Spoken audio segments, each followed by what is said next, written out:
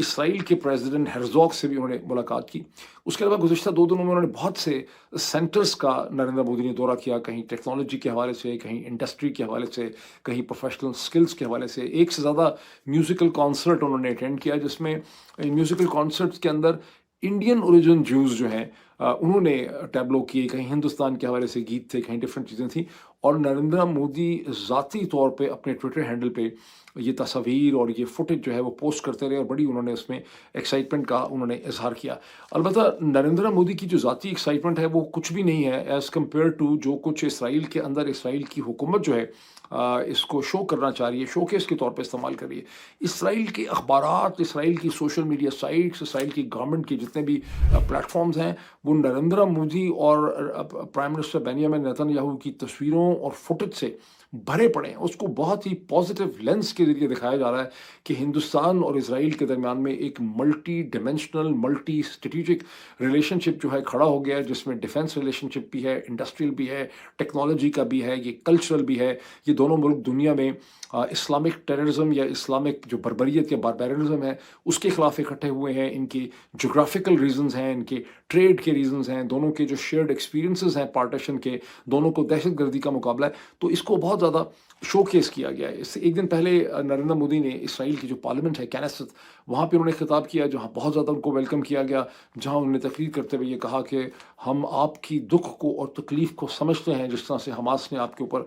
حملہ کیا ہے، اور پھر ہم نے بھی بڑا سفر کیا۔ انہوں نے ممبئی میں جو دہشت گردی ہوئی تھی 26/11 کی، اس کا انہوں نے وہاں پہ ذکر کیا۔ البتہ اس کے آخر میں، جس کا اسرائیلی اخبارات نے بالکل ذکر نہیں کیا، لیکن مجھے فارچونیٹلی نریندر مودی کی ایکچوئل اسپیچ کو سننے کا موقع ملا ہے، انہوں نے یہ بھی کہا کہ ہم امریکہ کے صدر ڈونلڈ ٹرمپ کا جو پلان ہے پیس کا،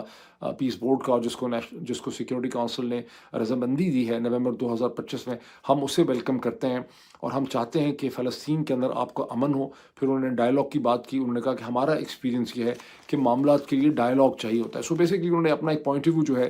فلسطین کا بھی سامنے رکھا۔ یہ اور بات ہے کہ اس وقت لگ نہیں رہا، اب یہ لگ یہی رہا ہے کہ وہ اس وقت صرف اور صرف اسرائیل ہی کے دوست ہیں۔ عرب دنیا جو ہے وہ ظاہر ہے کہ ان کے اس ٹرپ کو تھوڑا غور سے اس اسٹیج کے اوپر دیکھ رہی۔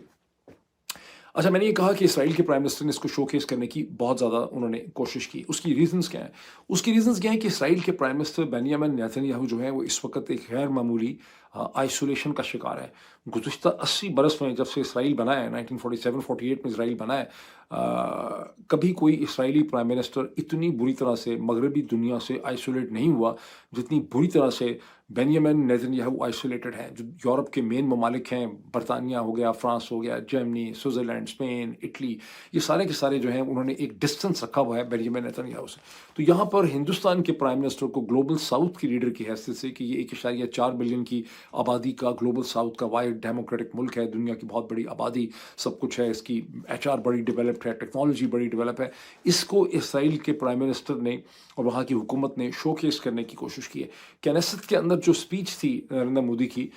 جہاں نیتن یاہو کی اسپیچ کا بائیک آؤٹ کیا ان کی اپوزیشن نے، اس کی وجہ یہ تھی کہ انہوں نے ہائی کورٹ کے کسی جج صاحب کو وہاں نہیں بلایا تھا، لیکن بائیک آؤٹ کرنے والے اپوزیشن کے ممبران نریندر مودی کی اسپیچ سننے کے لیے واپس آئے، تاکہ یہ تاثر نہ ہو کہ ہندوستان کے ساتھ ان کی کوئی رنجش ہے، اور تمام اپوزیشن کے لیڈرز نے بھی بڑی گرم جوشی سے ان کو